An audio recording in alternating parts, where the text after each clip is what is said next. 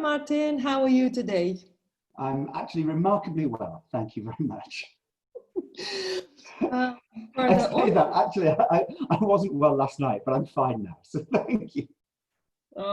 Thank you so much for accepting to be interviewed today. Our professional discussion is not an interview, it's more a professional discussion, is about positive approaches when teaching dyslexic learners. And just for whoever listens to this and either watches the video, I'm Felicia Gibson, the Managing Director of ELSA Limited, and we manage an online assessment and profiling tool at www.paxprofile.com. And today I have the honor of being with Martin Bloomfield, Dyslexia Bites, and working with York Associates. Yeah? Is that correct? Yeah, absolutely. Lovely to be here. Okay, Martin. So we had one discussion that it was about general things that we encounter in dyslexia, and today we are focusing more on what we actually can do in the classroom, the whole society approach. So what kind of things that we can here discuss as for our audience to know? What kind of positive approaches, we can integrate in teaching dyslexic children? Well, with teaching dyslexic children, we'll see slightly as the presentation goes on that there are what you might call remedial things you can do. That is, things that can help where dyslexic children struggle. And then there are proactive things that can release the potential of dyslexic children. The general grounding in this is something which I call ARTLAB, A-R-T-L-A-B, which stands for Awareness, Recognition, Thinking, Learning, Application, and then Breakthrough. So the awareness is about trying to understand. And we have to understand that dyslexia affects about 15% of the population. We have to understand that dyslexia is not simply a phonological processing problem. We have to understand that dyslexia doesn't negatively affect intelligence. So we have to be aware of how many children in the classroom are likely to have dyslexia.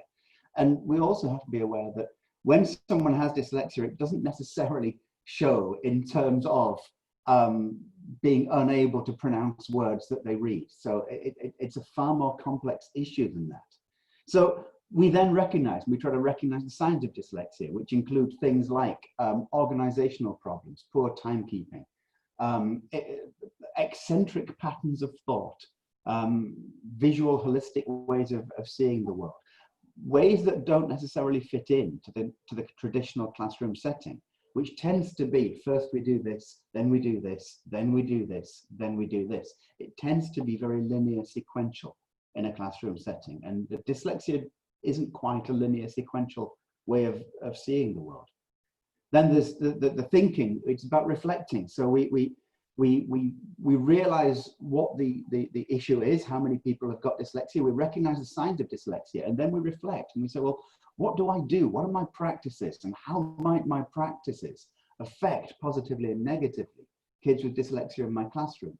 Do I, for instance, always demand that they do homework in a particular way, or that they release, they create assessments in a particular way, or am I a little bit more flexible in that? When we learn, we discover new ways of working with people who've got dyslexia, new ways of teaching, new ways of grading people with dyslexia. So I often talk about marking for input, not just output. Dyslexic people are very creative, and creativity sometimes demands that we get things wrong. But normally in school, if you get something wrong, you're marked down for it. And yet creativity is a great skill. So we want to encourage that. So how do we do that? This is where learning comes in. And then we apply that. We go, okay, so I've reflected on what my practices are. I've learned maybe how I can do this. Let's try to apply this. And when you do this, then you enrich everybody. You find the breakthrough, and then you find a far more enriching classroom environment, because then everybody can play to their strengths. And that's the first step. This awareness, recognition, thinking, learning, application, and breakthrough is the first step in everything we do, I would suggest. I'm glad that you're saying this, and I'm hoping that the practitioner and the teachers and the educationists who listen this actually can apply this into in the classroom and as a whole society approach. And talking about positive approaches and what other things we should be aware of. And well, the first thing we need to do is we need to remove barriers. And so people with dyslexia, so for instance, I'm not a stupid man. I'm not an unintelligent man. And yet I struggled terribly when I was at school because the way the schooling system was set up then, and it hasn't changed significantly since then, it presented so many barriers to me. One of the barriers is that the absolute reliance on literacy. I was extremely good at English when I was at school, English literature, but I couldn't read the books. And so I could understand what was going on. I could talk to people about the characters, and maybe I could watch a film of the Charles Dickens novel everybody else was reading, but I couldn't read it. I can still remember the books that I still need to read for my homework that I still haven't read. The first one was Ted Hughes' The Iron Man when I was 6 years old. And I couldn't read it. I couldn't get through it. Everybody else had read it. Everyone else had done their homework on it. And I hadn't got through the first page. And it's sad because it alienated me. And it made me feel that it made me feel I wasn't able to do things. And it also set me off on a journey of saying, well, I can get away with not doing it. And that's the wrong way to encourage learning. So we need to reduce the reliance on literacy, the reliance on having to read everything, having to write everything, having to copy from the board. And that's something I'm going to come to in a second as well. That's very, very important.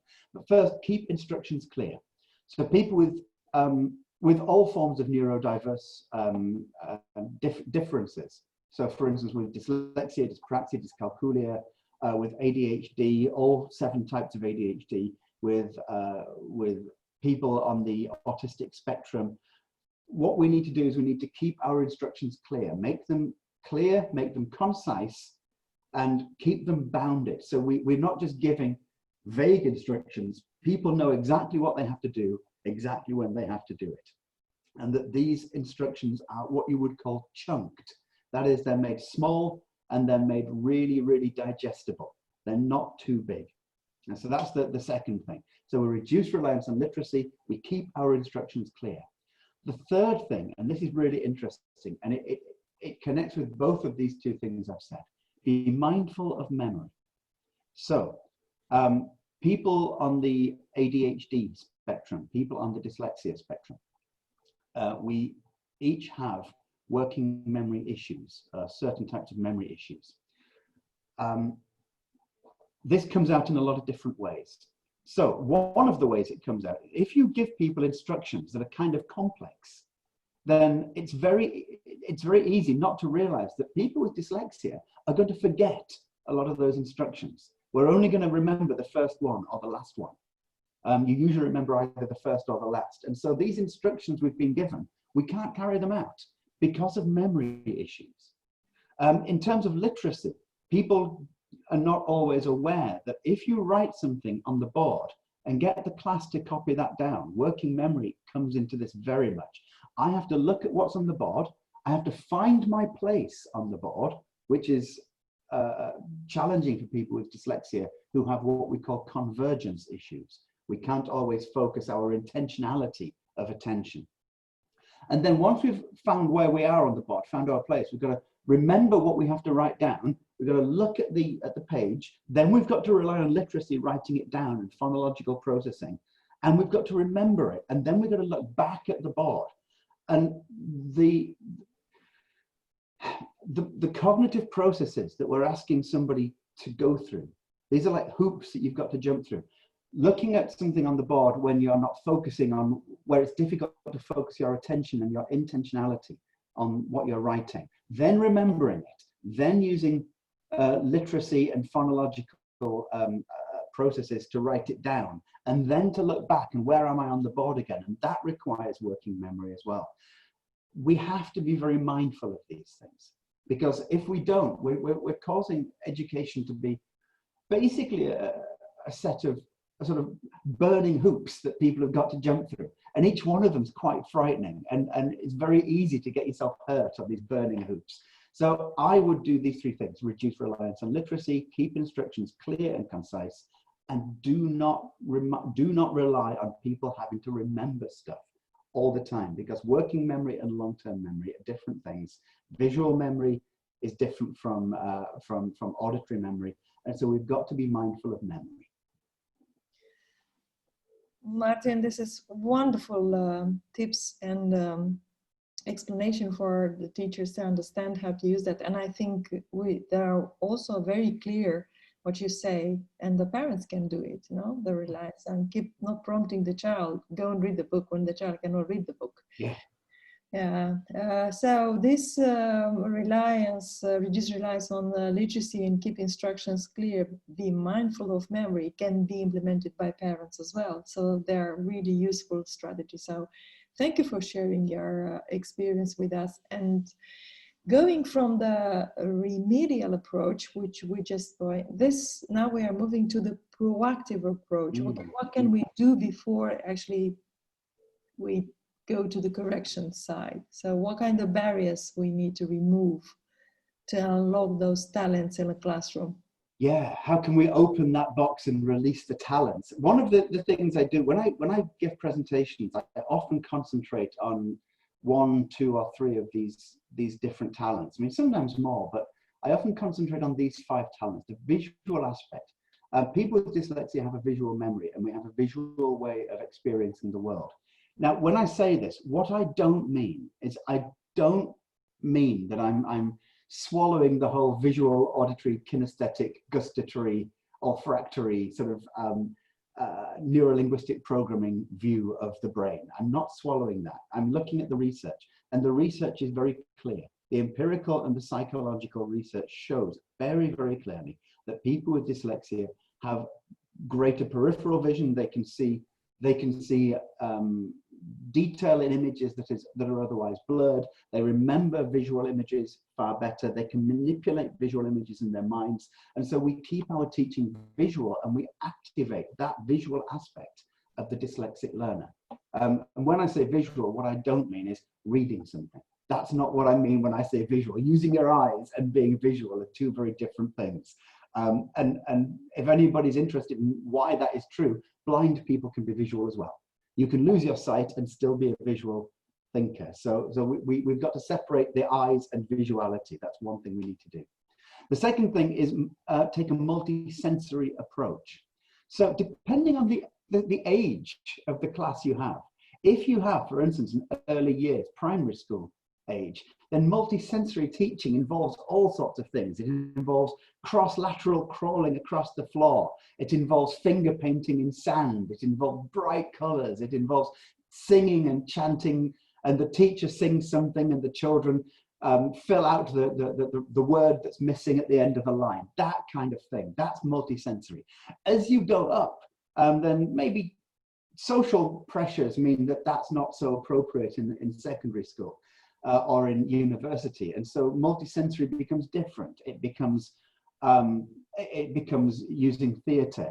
It becomes using poetry. It becomes a bit more kinesthetic and synesthetic as well. It means using colours, going back to the visual nature of it, and it also means that you can deliver homework through speech, recording things. We have the technology that makes that so simple these days, and we have the technology that means it's easy to record and grade oral presentations just as easily as we can record and grade written presentations. The next thing is creativity and ambiguity. I mentioned a little while ago that creativity demands that we have the space to get things wrong, because if we don't have the space to get things wrong, we become frightened of getting things wrong, and that curtails our creativity. So creativity is about trying new things. It's about intelligently applying ideas from one area to another area. That's an aspect of creativity. So how can you intelligently apply something from geography to something from history. And that's a really interesting thing. You can understand, for instance, the Battle of Waterloo by looking at the weather system. And it's fascinating to be able to do this. Ambiguity is really interesting. Ambiguity and creativity are closely linked, and they are time and again identified as some of the key skills that businesses need for the future. And yet, most people do not rank high on creativity and ambiguity scores. There are ways that we can objectively measure this using very acceptable and accepted psychological profiling scores. And most people don't rank terribly highly on creativity and ambiguity. People with dyslexia always rank really highly on these scores. Ambiguity means that it's not necessarily one answer, there could be different answers. It can mean that you can make unusual connections. It can mean that the answer you give doesn't necessarily give one specific response. It could leave something open, and that's fascinating, because to leave something open leaves a future that you can then explore later on. And so ambiguity and creativity are really, really important in the classroom. We make it holistic. That is, we make it such that everything fits together. We can do this using, for instance, projects, whole school projects. I was in a school, working with a school not that long ago, and the project for the term was travel. And in one area of the school, people were looking at different countries of Europe, and there was like a travel agency, and you would go to this travel agency, and children of different ages were in this travel agency. So we weren't blocking it out by school age. We were mixing the ages, and you would go to this travel agency, and you would then have to do the maths about how much money you had to pay to get the flight to go to a different area. And then you would go to that area. It would be, for instance, Belgium or Romania or something, and there would be the history of that country. There would be the music and the folklore of that country. This is wonderfully holistic. Everything is you've got geography, you've got history, you've got maths, you've got art, you've got all of these things that combine to make a holistic learning experience. And if people say, well, that's a bit unusual, well, it's only unusual for a traditional schooling system. That's how life works. And so if school is there to prepare children for life, why do we make school so different from the rest of life? Why don't we try to make school a bit more like the rest of life? And finally, interpersonal, this interpersonal nature. Again, the empirical and the sociological research shows that dyslexic people tend to be very interpersonal, have an interpersonal way of learning, which involves speaking, listening, arguing, and again, this involves ambiguity. And so this interpersonal aspect, and what we can do as teachers to harness this is we can start to differentiate the classroom. We can have, for instance, group activities where people work together and different people have different roles and they discuss with each other, because again, this is what happens in real life. In real life, when you're in a team, I have a role in a team, you have a role in a team, we converse and we communicate. And if school is there to prepare children for real life, then this is what we need to be doing more of in school, as opposed to the opposite. And I know that not all schools do this, making kids sit in rows and read and write and learn and inwardly digest and then regurgitate it for the exam at the end of the year. That's not an interpersonal form of learning. What we need to do is we need to make learning far more interpersonal, far more communicative. And that way, if we look at these 5 aspects, we release the potential of those people with dyslexia who are not under-intelligent. You cannot be classified as dyslexic if you're under-intelligent, by the way, for all sorts of reasons, diagnostic reasons usually. So people with dyslexia are usually at least as intelligent, if not more, than those around them. But the schooling system is such that they can't cope with the schooling system. It's that old cliche, you know, Einstein never said this, by the way. If anyone tells you Einstein said it, they're lying. That whole thing that, you know, everyone's intelligent, but if you judge a fish by its ability to climb a tree. First of all, not, you know, Einstein didn't say it, but it doesn't matter. If you try to judge a fish by its ability to climb a tree, you will still look at the fish as less than it could be. And actually, that's what we need to try to collapse in our schooling system. It's a wonderful way of explaining all this, Martin. I am so passionate about education, as you know, and about special needs children, because this is what I dedicated all my career. And holistic is a word, very powerful word that I think should be on the lips of every teacher or educator, something like that. And the fact that you actually incorporated, you put the, is a centric system, which put the child in the process, in the middle, in the core of this process, and then build all around it. We're creating this empowering curriculum that will teach meaningful and functional skills, because having a topic like you just said is absolutely wonderful in a school environment. Makes sense to any child that will have dyslexia or any other condition, because they will know that I don't have that lesson about this subject and I go to another lesson that has absolutely nothing to do with the first one. Yeah, you switch off your maths brain and turn it into a history brain, then you switch off your history brain, turn it into a geography brain. No one does that in real life. We just don't. Yeah. This is actually links with the next slide that we are talking about. What skills can we develop in the light of these approaches? And I'm really glad that we touched this educational system and how the educational system can progress. And I think the more we talk and the more people internationally will approach this subject, I think we can make changes in the future. I'm certain. It's really interesting. One of the reasons I put the child, and I'm really glad that you picked up on that. One of the reasons I put the child in the center of the previous 2 slides is that we have to be child-centered when we're at school. We have to be child-centered. And when people say, what can I do about dyslexia? They might not necessarily recognize what they're asking. So what they might be asking is, well, you know, what is dyslexia and how can I learn about dyslexia, and how can I change what I do to incorporate this thing that I don't know anything about? And it's quite a frightening, overwhelming question to ask. If we change that question and say, well, how can I learn about the children? How can I be child-centered? How can I listen to what these children want? And it's not only what the children say. This is really important, because especially young children, and without wanting to generalize too much, especially with children on the autism spectrum, it may be difficult for them to properly articulate what they want and what they mean. However, all we need to do is we need to say, well, if we speak to these children, if we open a dialogue with these children, so that the educational learning becomes almost 360-degree learning. If we listen to them and listen to the hidden messages of what they say, if we hear when they feel uncomfortable with something, or when they feel overwhelmed, or when they feel scared and frightened, because a lot of children are scared and frightened. And what happens when a child is scared or frightened? They usually react in one of 2 ways. They either act out, as it were, and become loud and potentially sort of aggressive, or they introvert and become disengaged and sullen and frightened.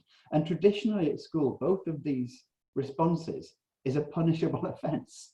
You know, if a child is loud and aggressive, we punish the child for that. If a child disengages and doesn't take part in the lesson, we punish the child for that. And so what we find is that when instead of listening to what the child is actually saying when they react to us, we punish them by making them do the work again. But if it's that work that's made them act out in that way, we're basically traumatizing them with the thing that traumatized them in the first place, and we're not helping anybody.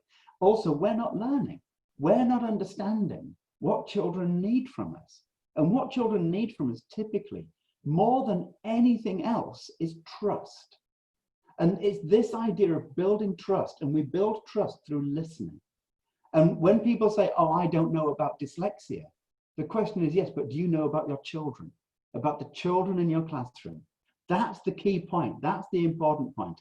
And when you start to look at it as human-centered, then you can start to build trust. And when you have trust, you build a better learning environment.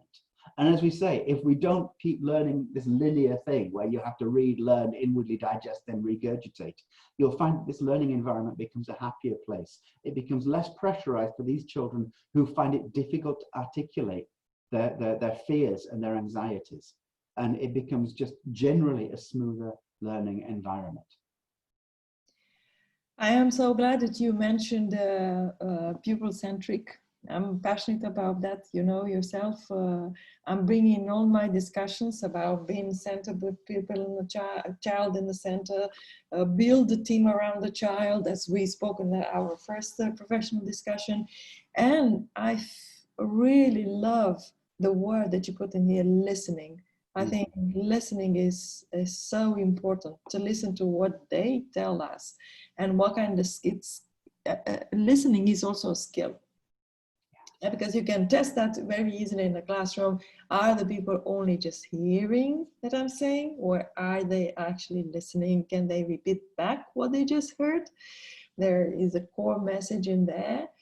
And all those tips and the way how you, I absolutely love Martin, because you're not only saying about dyslexia, you also embrace the other comorbid condition that can come with dyslexia. And the fact that people on autistic spectrum can be easily misunderstood, that, you know, they cannot express themselves, but what kind of things we can use to help them express themselves. You know, autism is a rainbow, is such a wide spectrum. And then the pupils can be having the first condition, dyslexia, and the second comorbid condition can be autism. And how do we detect that?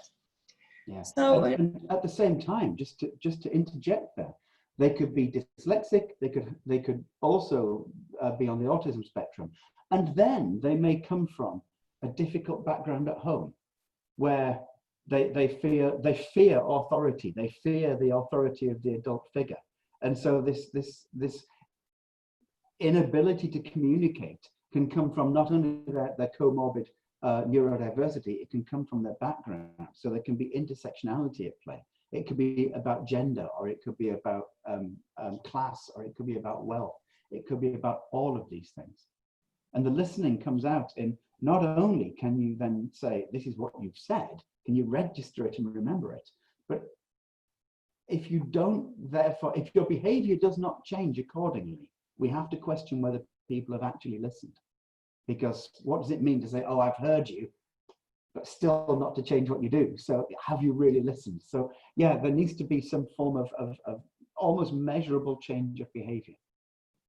And I'm so glad that you say that, because there is a connection in between those social changes that are produced into that happen actually into a child when they switch from hearing to listening, because this comprehension kicks in, and actually they can change the behaviors. They can understand the difference in between being assertive and being aggressive, and they can apply that to themselves in different. And yeah.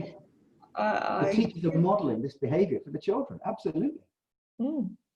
And how can a holistic assessment can be useful in the light of what we have discussed to look at the child? And I love how you explained in our first professional discussion about you cannot separate dyslexia. It is, you know, I'm really glad that yeah, this is the wrong way of looking at it. So there's not the dyslexic part of the brain, the ADHD part of the brain, the autistic part of it. It doesn't work like that. If we look at the next slide, it's like your brain is tuned like a guitar, for instance, and that, you know, imagine a self-tuning guitar where one of the strings is not playing C in the same key that all the other strings are playing. Well, all the other guitar strings will retune themselves to become harmonious with that. The brain works in harmony with itself most of the time. And so what we find is that effectively the dyslexic guitar is simply playing in a different key. That's all that's happening. It's still working harmoniously, it's playing in a different key, and the strings are just vibrating slightly differently from how they might vibrate in a non-dyslexic brain. Once we realize this, and we also realize that there is Okay, a little bit of philosophy, if you don't mind. I'm not an adherent of the mind-body dualism idea. I think we are whole people, whole human beings. And that when we talk about our brains are not separate from the rest of our bodies. Our bodies are holistic organisms. So when we realize that there is not one part of the dyslexic brain that is dyslexic part, and one part of the ADHD brain that's the ADHD part, that's what the brain is, and that's what the human being is. We come to realize that it's a holistic human being thing. Therefore, if we don't use a holistic assessment, we are failing the children that we're looking at. I was talking recently about the science of reading, the idea that if you can correct the phonological processing in a brain, then you have somehow corrected dyslexia. I mean, it's a ridiculous idea. First of all, it misunderstands what dyslexia is. It characterizes it as purely a phonological processing deficit. Not everybody with dyslexia has phonological processing deficit. But it misses what dyslexia is, and it misses the holistic aspect of what it is to be a human being. And going back to this child-centered approach and to the listening-centered approach, what we need to do is we need to say, well, who are you as a human being? And what do you need?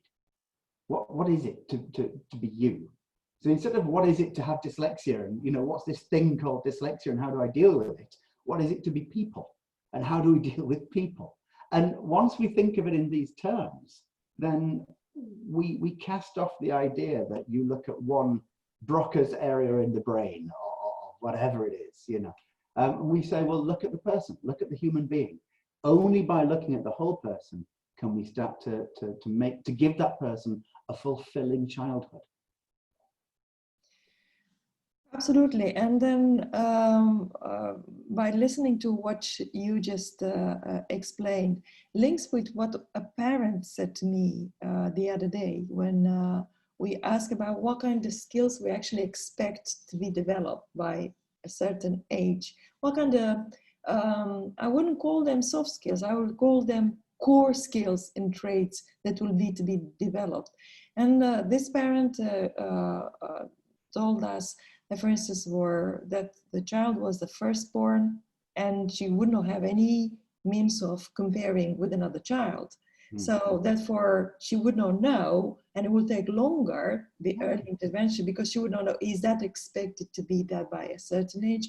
Would the child should be talking by that age? What will have this social interaction by that certain age? So only later, when the child went to the nursery, to the kindergarten, then they had reports. They said, well, your child is not doing what the other childs are doing. So early intervention, or having a way of screening where the core skills and traits would be versus the average of a neurotypical child, to say, okay, a neurotypical child on average would be developing those skills by that certain age, and where my child is sitting in this graph. And this is what we are going to diving into PACS, because this is what PACS does. It's not that I'm here to make publicity. It's actually, how do we look holistically at the child and then put something in place as early as possible and create these pathways that will lead to success and potential. And yeah, absolutely. I mean, a couple of the things here, it focuses on the skills that underpin learning, and it's based on cognitive theories of development and integrates social communication. And these things are absolutely key for looking at how a child is developing. Because otherwise, what we're not doing is we're not focusing on how the child develops. We're focusing on whether somebody hits educational targets. And they're completely different ways of looking at dyslexia, for instance, you know, looking at the child or looking at the educational targets. We need to look at the child. We need to see how the child learns, and we need to integrate this with theories of social communication and cognitive development. At the same time, we need to have a child-centered measure. So instead of saying, well, here's an objective measurement of what this child should be, that's a really weird way of looking at a human being, if you think about it. Here's an objective measurement of what stage a child should be at. We should say, well, how do we measure where the child is and what the child is good at, and where the child may need some support? Instead of measuring this child against some abstract measuring tool, we need to measure the child against the environment that she exists within. And that environment is a social environment, it's a family environment, it's a school environment, and it's a physical environment at the same time. And so we need to start measuring the child, not against arbitrary targets, but against the environment that that child exists in. Absolutely. And I'm repeating this word absolutely because I totally believe in the word. Actually, absolute means absolute.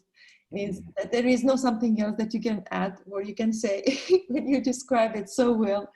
And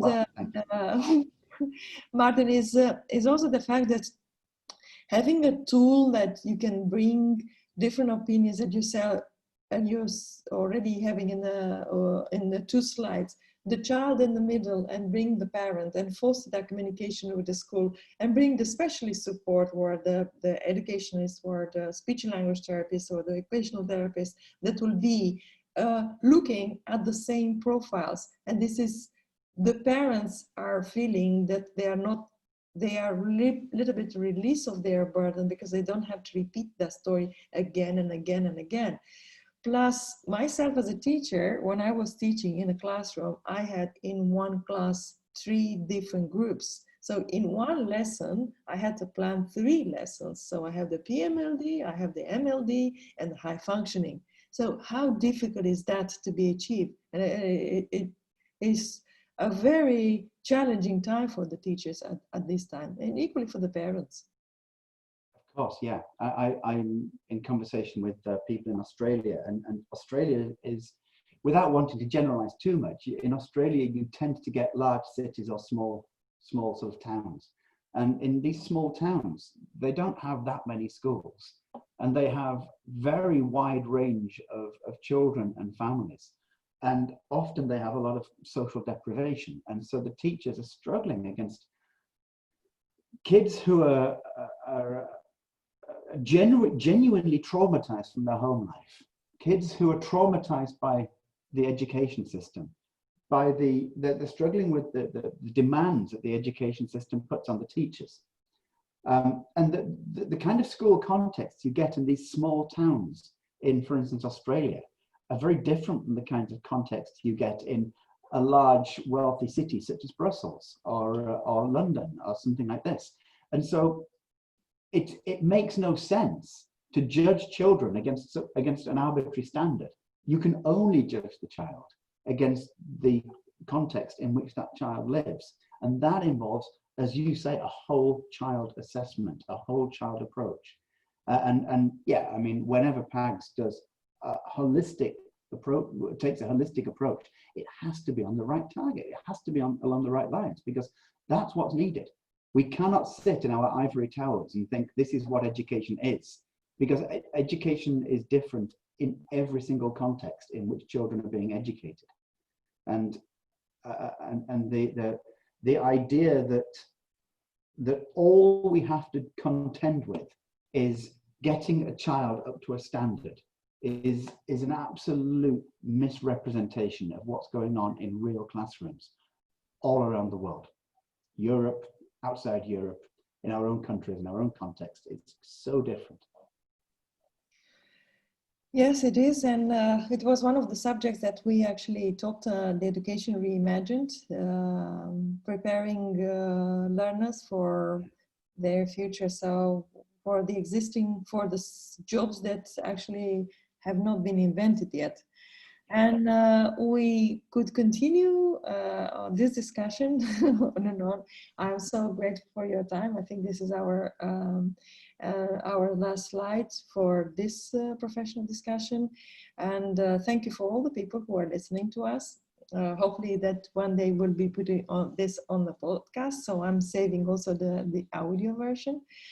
If people would like to get in touch with you, Martin, they should go to Dyslexia Bites. They should go to your YouTube channel, which is youtube.com/dyslexiabytes. You are present on the Twitter, is Bites Dyslexia, the other way around.